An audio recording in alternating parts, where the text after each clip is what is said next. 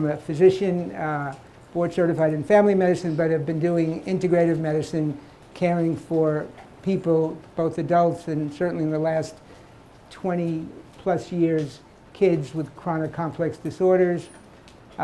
Take care of thousands of kids in the autism spectrum and ADHD and all the inflammatory disorders like asthma and allergies. And in the last probably decade or so, increasingly seeing children with neuroinflammatory disorders, which I think a lot of the kids I've already seen were, but in what this conference is all about, infectious triggered autoimmune brain inflammation, or as we call it, encephalitis. I don't love the words PANS, PANDAS. They're very descriptive and they're very helpful terms for describing what we see, for communications between physicians and others.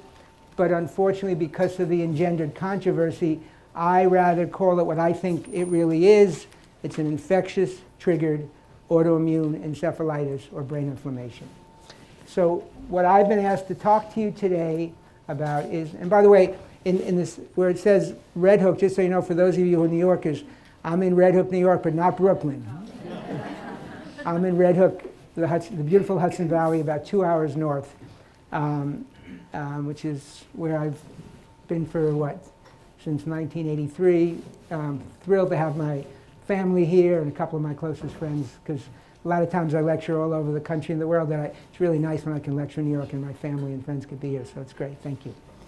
In any event, thank you to Angelique and to Diana for putting this conference together. I've been very impressed by the content, the presentations, and hopefully I can enlighten you a little bit about the microbiome, the gut microbiome, microbiome. The microbiome and the gut-brain axis, which is very, very important. You've heard a lot of things kind of like about this. I'll try to tie together some of the things that you have seen and give you a lot of insights into some of the newer research on this whole area of the microbiome, which I'm sure many of you have heard about, and there's a huge amount of interest. So first, let's start with some definitions. The human microbiota. It refers to the microscopic organisms of a particular environment. Mostly we think of it as the gut, but as many of you might know, there's also a whole microbiota on the skin. But we're going to confine my talk today on the gut. It includes bacteria, fungi, and archaea, which are these single-cell organisms, but I'm going to concentrate on bacteria today. The microbiome refers to the genes of the microbiota, but they're usually used interchangeably. So if I use them, don't worry, you'll see the microbiome, and a lot of times it's not only referring to the genes, it's referring to the microbiota. So some numbers to start. Humans are colonized by huge numbers of microorganisms. Now this is going to be interesting. Traditionally thought to be 100 trillion in number, microorganisms in the gut, which was always said to be 10 times the number of human cells, which was said to be 10 trillion, so it's 10 to 1, right? More recent estimates may be lowering that. I'm going to show you some slides on that, because I have learned, as many of you might have heard, it's always been this 10 to 1 ratio. 100 trillion microorganisms, 10 trillion human cells.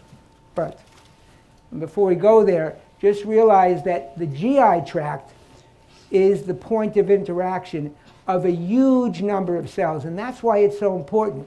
You look at it, it's the interaction between the body's largest number of immune cells. Anybody have a sense of the percentage of immune cells that are in the gut? 70%. Yeah, 70 to 75%. Some studies might even suggest 80%. Okay? You might question, what the heck are all these immune cells doing in the gut? Well, the gut is a place which is a huge interface with the environment. Think of all that stuff that the typical American shovels down their guts on a daily basis. And the immune system has to make these like microsecond decisions on, is that a foe? Is that a friend? Hey, is that an egg particle? Let's let it go. Is that a virus? Uh-oh. It's called immune tolerance. It's very, very crucial to health. And that's why we concentrate so much of the immune system, 70 to 75% in there. Also a network of about 500 million neurons. And then, of course, the trillions of gut microbiota, okay? With an estimated mass of 1 to 2 kilograms, that's the actual mass of the gut microbiota. Some of the newer studies may say it may be a little less, but this has been traditional. And look at the numbers, 1,800 genera, 40,000 species of bacteria. And again, saying it possesses 100 times the number of genes in the human genome. Well, this is a study from Nature, one of the most respected publications in medicine, 2 years ago, talking about the myth of this 10-to-1 ratio. And what they came up with is that a reference man, and I'm not being sexist, this is what the article said, a reference man, in this day and age we have to be very, very careful, and 70 kilograms, 20 to 30 years old, 1.7 meters tall, contains on the average about 30 trillion human cells and 39 trillion bacteria. Now these are approximate. Nobody's going into the intestine and counting each one, obviously. But so somebody might have half, somebody might have twice as many bacteria. But the point is it's pretty far from the 10-to-1 ratio.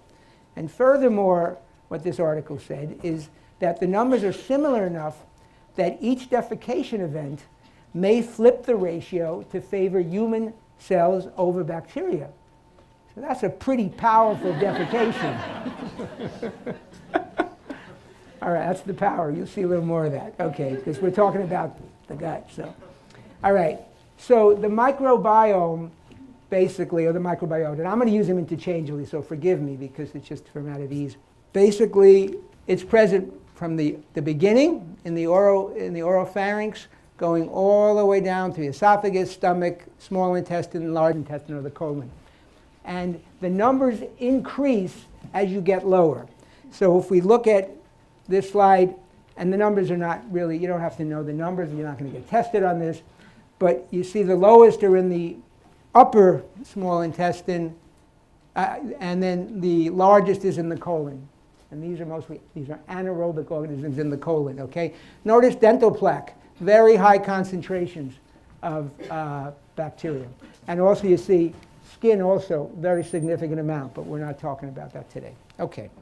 So it had long been felt that essentially the relationship that we had as humans with our microbiome was commensal. What does that mean? All right, they're there, they don't bother us, we don't bother them. But the newer knowledge is that it's not just commensal, but it's mutualistic. It's mutually beneficial. And that the microbiome provides us with very important metabolic and biological functions. And here are some of them, okay? So what they do is they provide defense against pathogen colonization by nutrient competition. They compete with those pathogens for nutrients, and they produce antimicrobial substances. They fortify the intestinal epithelial barrier and induce secretory IgA. This is you've heard about it, I think, earlier today. IgA is one of the immune globulins, and this is not the IgA in the blood, but this is the one that coats the mucosa or the lining of the intestine and helps prevent pathogen entry and penetration of the tissues. They also facilitate nutrient absorption, especially things like B vitamins, vitamin K, and they also metabolize indigestible dietary compounds, i.e. fiber, okay? And by doing that, they produce these important signaling molecules, which I'll show you in a second.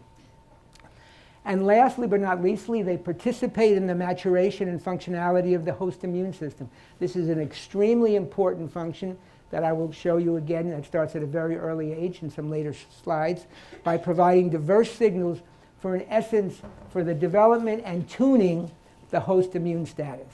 And obviously, if we're talking about inflammation and we're talking about situations where mycoplasma or strep can induce immune dysregulation, that anything that can help tune the immune system and help it be more balanced makes a lot of sense and very important. So what happens when it goes awry and it's not balanced? We call it dysbiosis. Very interesting. I've used this term for years. In my field of integrative medicine, myself and my colleagues have been interested in the gut for many, many, many years, because the gut is so essential, as you saw that huge intersection between the nervous system and the gut and the microbiome for things like arthritis and for cognitive things and skin issues and asthma. It's finally catching up in mainstream medicine that these things are extremely important to health, and I'm thrilled to see it. And so dysbiosis, which I used to use, which almost didn't even have a code years ago, now is a term. What does it refer to? A state of imbalanced microbial ecology that contributes to disease. And the interesting thing about this slide, it doesn't only mean extreme pathogens like a salmonella or a bad Klebsiella or something like that.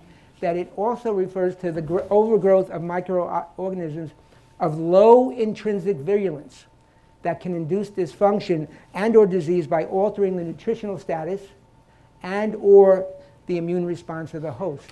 So this whole thing is not just these really severe pathogens, but you can have imbalance in the organisms themselves that they're not maybe all that bad, but they are a problem when there's overgrowth.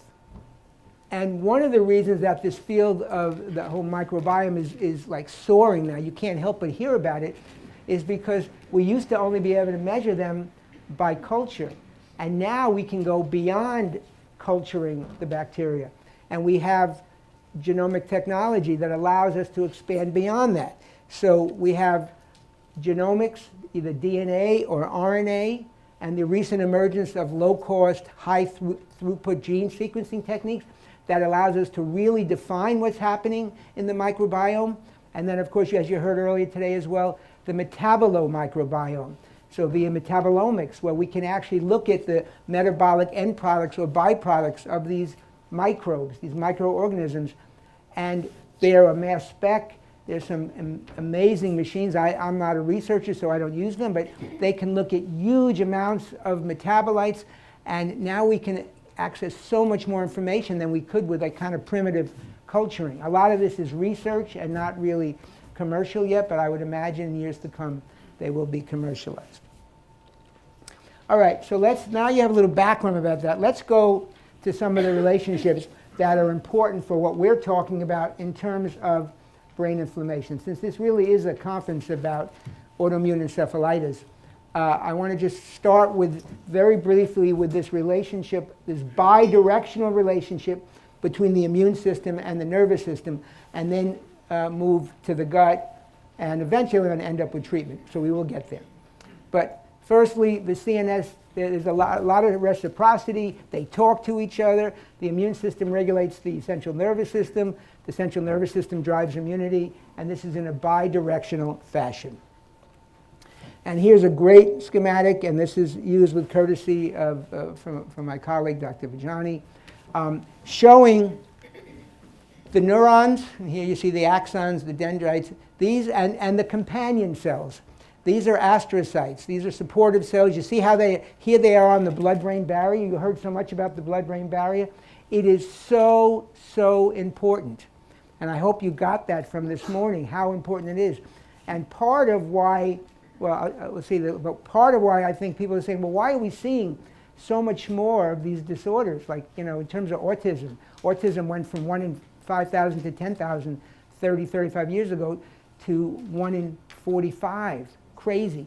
We're seeing more and more of this whole thing of infectious triggered autoimmune brain inflammation, and I think a lot has to do with the blood-brain barrier. But here I want you to see, here's a companion cell, an astroglial cell. They're not showing you the other glial cell, the microglia, which is the resident immune cell. I will show that to you in the next 2 slides. But look at the intimacy here, how it's wrapped around the synapse. These are intimate relationships.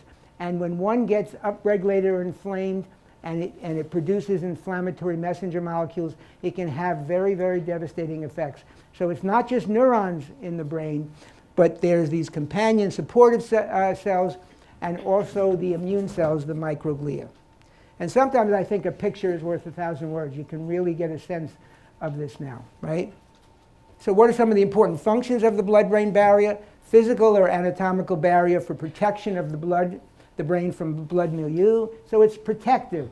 But it's really not a wall because it's dynamic, because it allows some selective transport of nutrients and things like that, okay? It also is a regulatory interface for metabolism or modification of blood or brain-borne substances.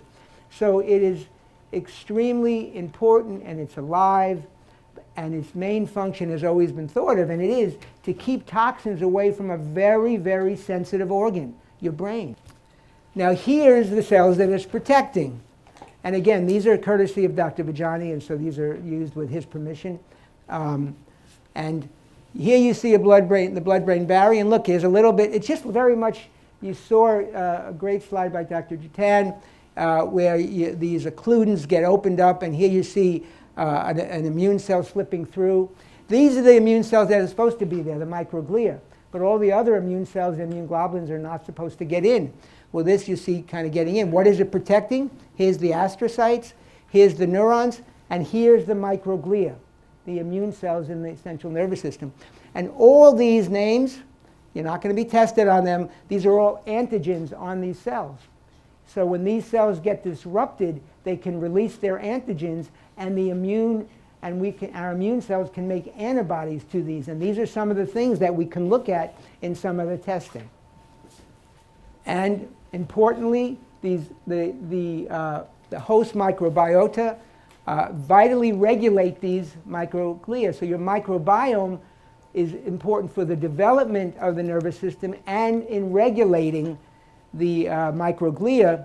And if the microglia are impaired, we may be able to help it by rectifying these complex microbiota. And they do that by these production of short-chain fatty acids. These are very, very important. Acetate, butyrate, and propionic acid. Butyrate is the main energy source for the colon, very important in preventing colon cancer, but it also has been more recently learned to be a very important immune regulator. Okay? And so what happens is, in your colon, these microbiota take these complex carbohydrates, fiber, right, metabolize them, and produce these messenger molecules. So there's this really constant talk between the gut, or the microbiota, and the brain, and specifically the microglia in this case. So let's look at this whole thing about the concept of the gut-brain relationship. Now, how many people are doctors in the audience? PAs or nurse practitioners, nurses. Okay, so these have had medical training. And then I'd ask everybody else, you know, I imagine there's a lot of parents. Let me just say, parents of kids with these affective disorders, let me have a sense. Great. Okay. Therapists, teachers, nutritionists, acupuncturists. Okay, we cover a lot. So when we learned in medical school, the classic example of a gut-brain interaction was hepatic encephalopathy. So you had liver disease, and you could be lethargic, you could be stuporous, and lo and behold, you give something called lactulose, which affects the gut, and you can help them come out of their coma or stupor or lethargy. Did you do anything with the brain? No, you affected the gut. In integrative medicine, we have something that I call fungal dysbiosis. The lay term would be a chronic yeast problem, right? Where you have an overgrowth of candida or fungus in the gut, maybe because of a lot of antibiotics, high sugar diet. You treat them maybe with a yeast-free diet, low sugar, stay away from yeast, and an antifungal like nystatin, and lo and behold, their brain fog clears. Did you give them something for the brain? No, you treated their gut. These are examples of gut-brain interactions with distal effects to the brain from somewhere else. It's just a schematic of these tight junctions in the epithelium. This barrier in your gut is very, very important. It's got to keep all the junk. Now, I'm not saying you all eat junk, but certainly the standard American diet is full of junk. All the stuff that we shovel in every day, it has to keep, because it wants to let the right stuff in, digested foods, but it doesn't want to let bad bacteria in, it doesn't want to let undigested large molecules, because they can be seen as foreign and end up causing immune reactions and immune dysregulation. All right? And what do we have under that epithelium? But huge amounts of immune cells. Dendritic cells, plasma cells, T cells, germinal centers, Peyer's patches here that we all learned in medical school. It's so concentrated because this interface is so crucial to having a balanced immune system, something we call immune tolerant. And what about all the people nowadays who have more and more allergies and be getting more and more sensitive? People who can't almost eat anything. They've lost their immune tolerance. And that's something that has to be restored because we need to tolerate this. Listen, this world is not easy to tolerate right now, as we know. But we do the best we can in our guts, all right? All right, so here's another really good schematic. Again, so these are the things that can affect these tight junctions and unfortunately loosen them up. Stress, infections, drugs and chemicals, dietary proteins and peptides.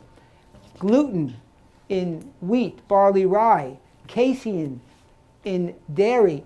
These all can affect the gut. They can induce what we call mucosal immune dysregulation. They produce these inflammatory cytokines, which are immune messenger molecules. Tumor necrosis factor alpha, IL-6, eventually IL-1 beta, that then uncouples this tight junction between the epithelial cells, okay? And what happens next?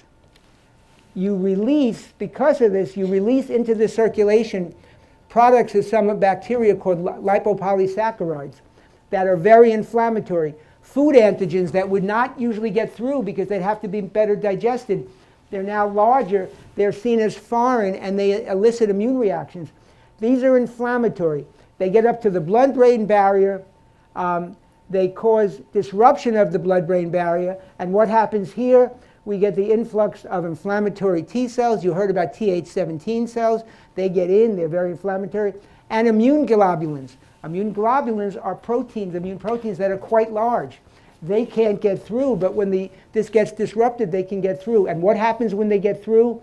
Look at this. They cause the degradation of neurons, and they upregulate the microglia, and you get all this inflammation, okay? Another schematic. You just see it here a little bit larger. You see the blood-brain barrier breakdown because of these inflammatory mediators. Infections will do the same thing, but infections also will upregulate inflammatory cytokines, and you see them breaking through, okay?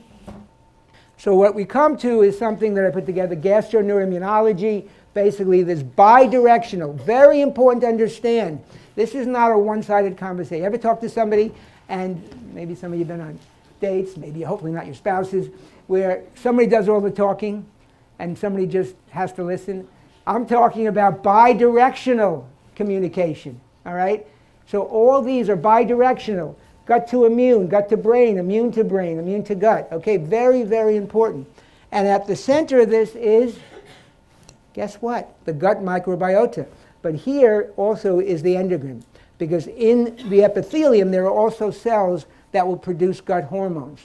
So we have all these three types of organ systems, and the gut microbiota is really, really a key to all of them. Okay. Now this slide is a very important slide because this kind of sums up, in essence, how we want the microbiota to be. And that is that we want microbial diversity. We want functional redundancy. And in essence, this is not just a bunch of bacteria. This is really an ecosystem or an ecosystem. It's actually like it's a vital organ. You have your liver, you have your heart. You have your microbiota, which is really like an organ. And what this ecosystem does, we want to support, by having a very healthy microbiota, ecosystem resilience and stability. And my approach to life really is that resilience and flexibility are the keys to life. Think about the littlest, your red blood cells. If your red blood cells are not flexible, they're not going to get through those tiny, tiny capillaries where the action happens, where the detoxification happens and the nutrients go into the cells. As an organism, as a human, if you're not flexible and resilient, life is much more difficult. I think we all know that. So in terms of the microbiota, it's a very important concept that I think mirrors really life, in the sense we want richness, we want diversity, so that we can resist stress and we can adapt to stress. We can be flexible and adapt, and therefore have the most overall health. So what can affect the gut microbiota composition? Okay, I'm going to tell you all these things, and I'm going to concentrate on the sandwich, the first and the last. The mode of delivery at birth, genetic predisposition, age, nutrition, state of nutrition, physical activity and exercise, environmental factors like toxicants, etc. Stress, major. You saw how I showed you that stress affected the epithelial barrier. Stress is a toxicant. Infections, other concomitant comorbid diseases, and use of antibiotics. So now I want to actually use the sandwich here and talk about the mode of delivery at birth and the use of antibiotics at a very early age. So this just encapsulates it. Basically, you see here the prenatal factors, genetics, and then of course the maternal environment, stress, nutrition, infection, disease and medications. We all know that Tylenol, more and more articles talking about how Tylenol in pregnancy can increase the rate of asthma at kids who I think may be 6 or 7 years of age. A recent one came up with autism, increasing potentially the risk of autism. Tylenol decreases glutathione, which is an essential detoxifier, antioxidant, and actually has immune regulation properties. So this is very important. And then postnasally, the method of delivery, vaginal versus cesarean, breastfeeding versus formula, and then the use of pre and probiotics and or antibiotics, and I'm going to address all those when I get to treatment as well. But the next slide.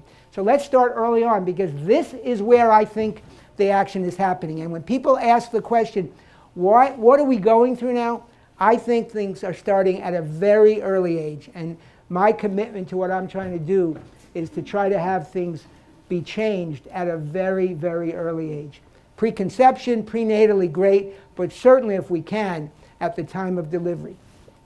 The microbial colonization of the GI tract begins immediately after birth. It's carried out by microbes that are derived from the mother and the environment.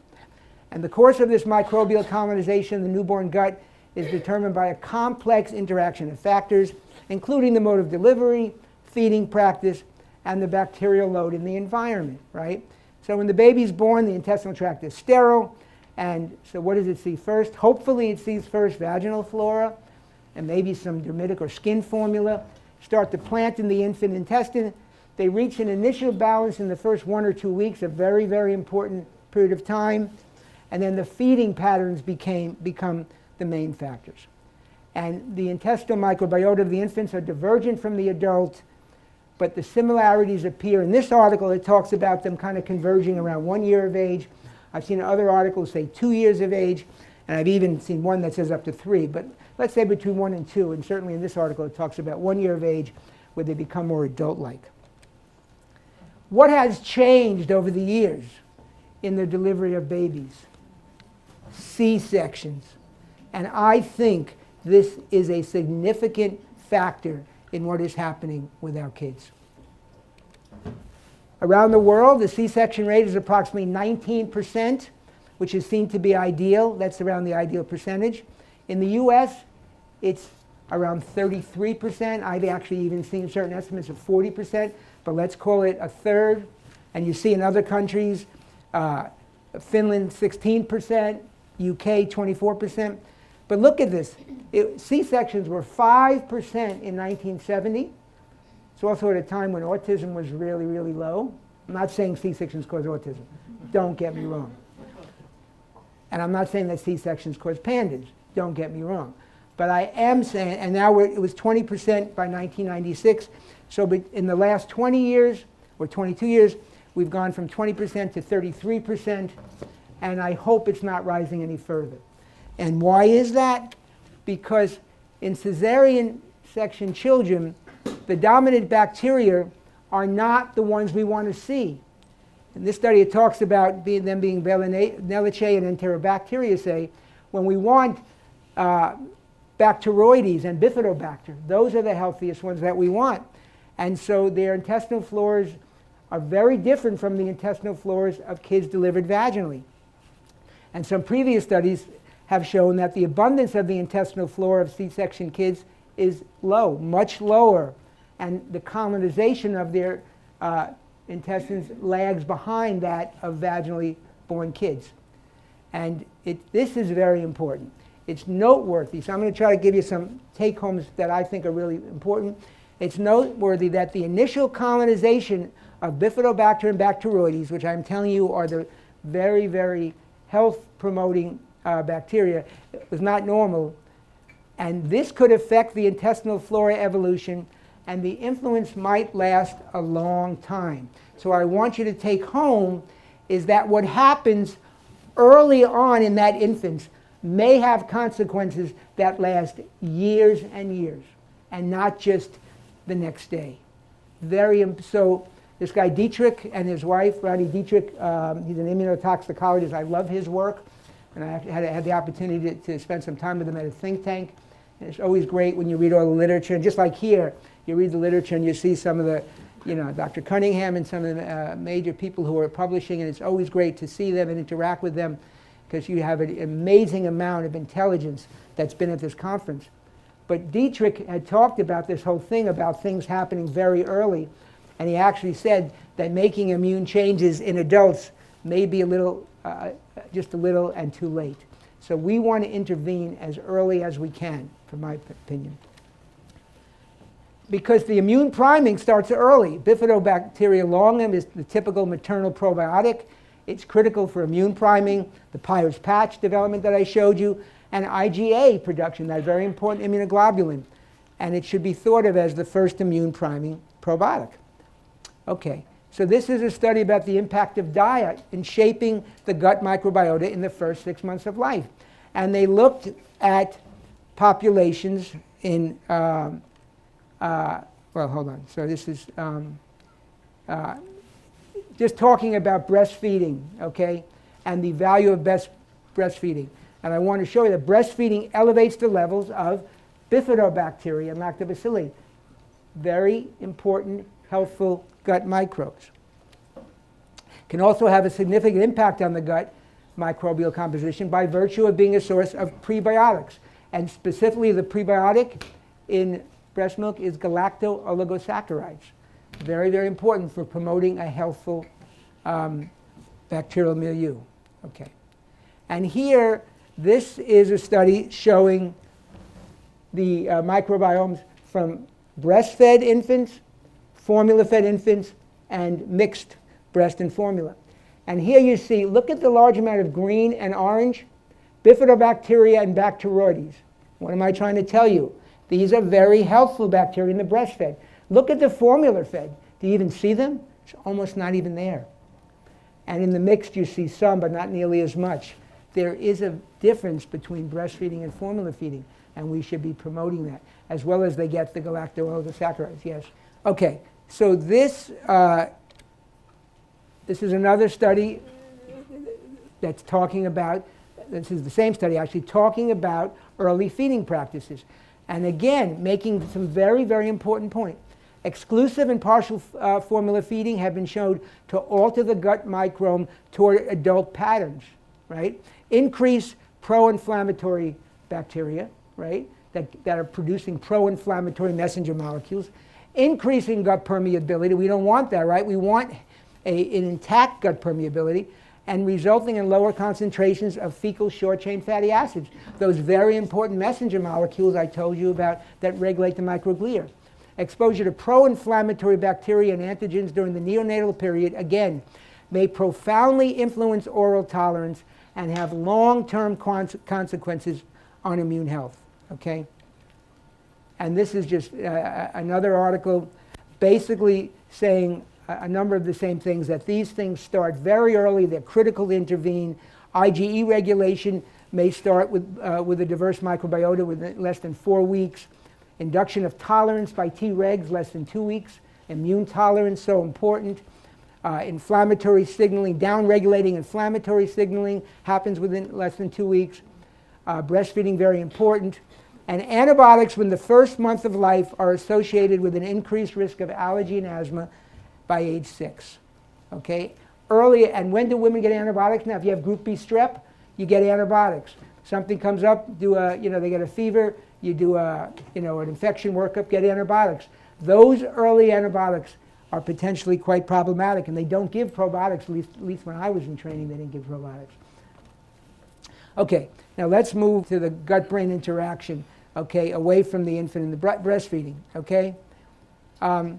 Again, it's bidirectional, it's crucial, and there's a lot of evidence, a lot of preclinical evidence of it, and there's also clinical evidence between this gut-brain interaction.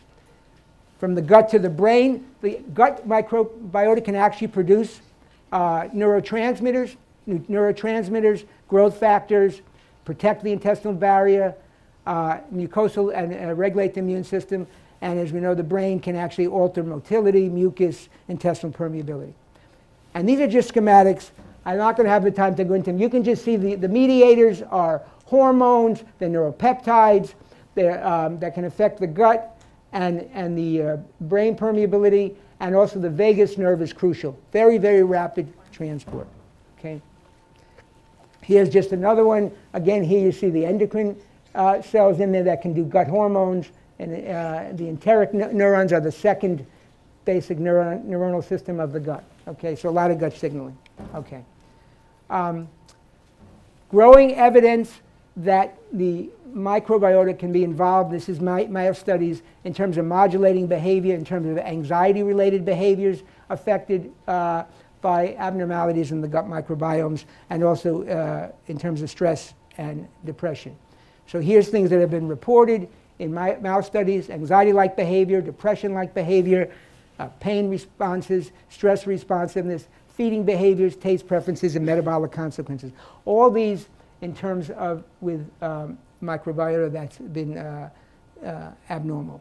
And then clinically in humans, there's suggestions and there's varying levels of support for all these things: IBS, inflammatory bowel disease, Parkinson's, autoimmunity, autism, psychiatric disorders that we are obviously, that are being talked about today in terms of depression and craving and alcohol dependence.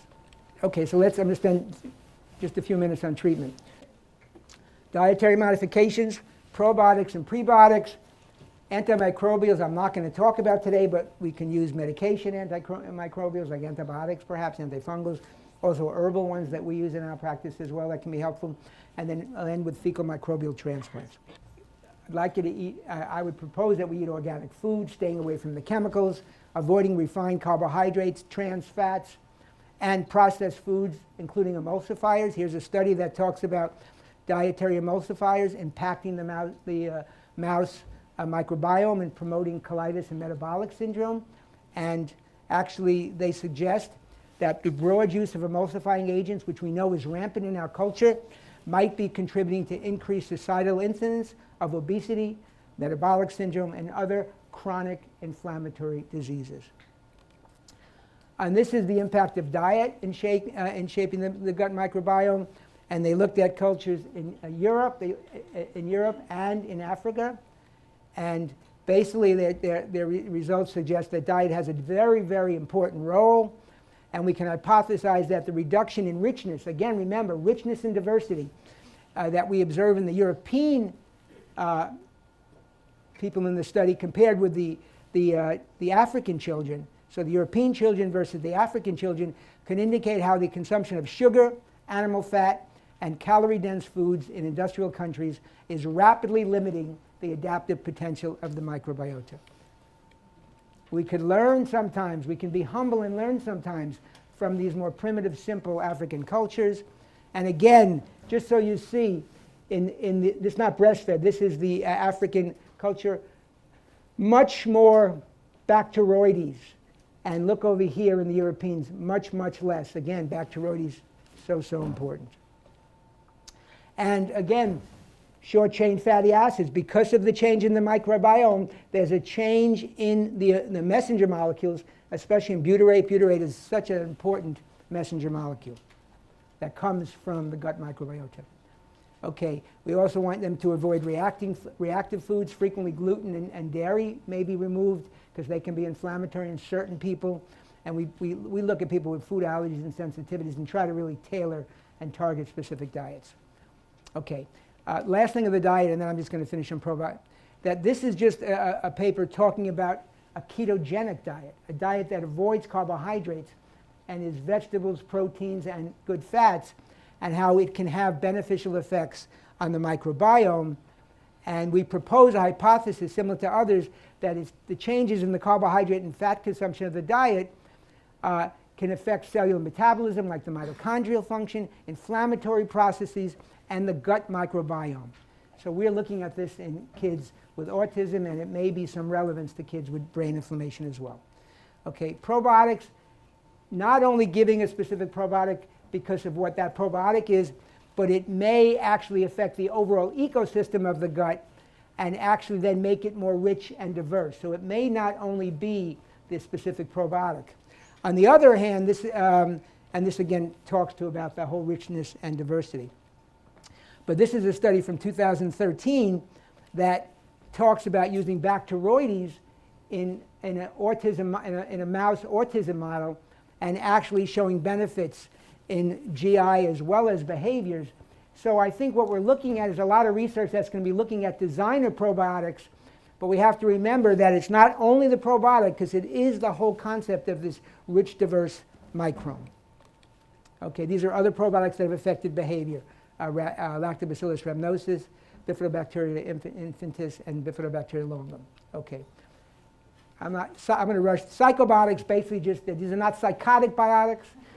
These are psychobiotics, and they affect psychological processes, both prebiotics and probiotics, and they have effects on emotional and cognitive processes, the hypothalamic pituitary adrenal axis, and the stress response.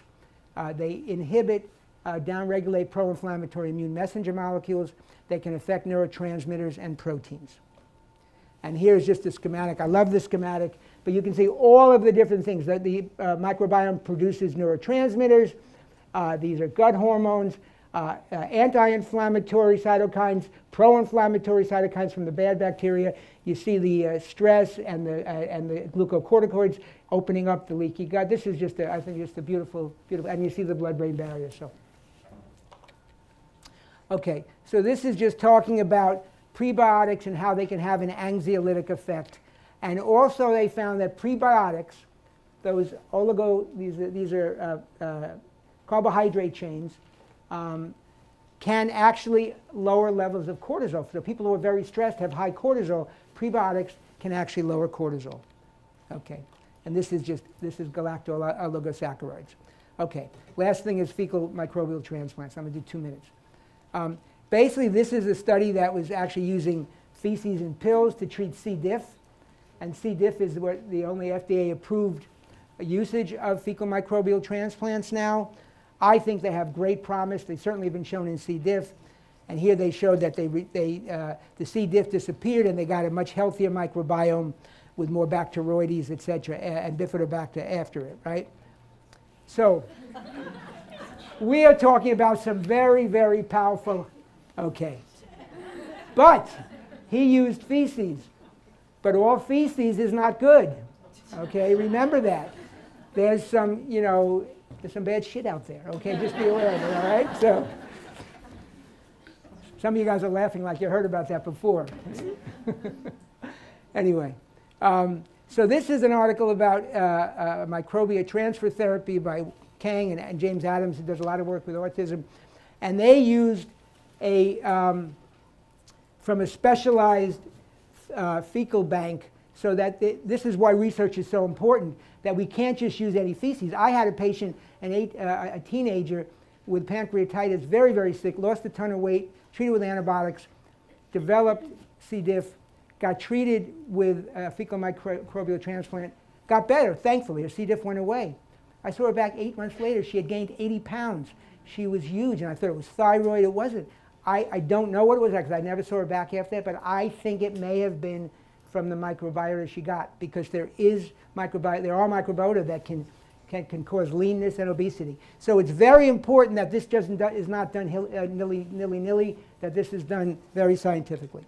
Okay, so this is just a study that showed that. I'm not going to give you the details, just to show you that it was done. So the last thing, 1 minute, all right? This is philosophical. The whole idea of the microbiome is challenging our concept of self. Are we humans really the individual bounded selves we take ourselves to be? Until recently, little seemed more obvious to both the natural and human scientists. We think of humans with intelligence and consciousness. We are above nature. We are humans. Wow.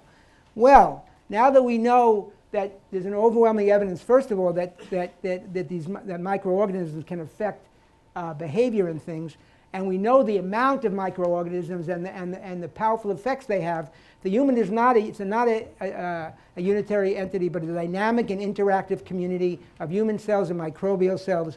And the microbiome is not just influencing the genome, it is co-constituting the meta-organisms we are, and that our whole definition of self has now got to include microorganisms. And so, like I always tell my patients, take care of yourself.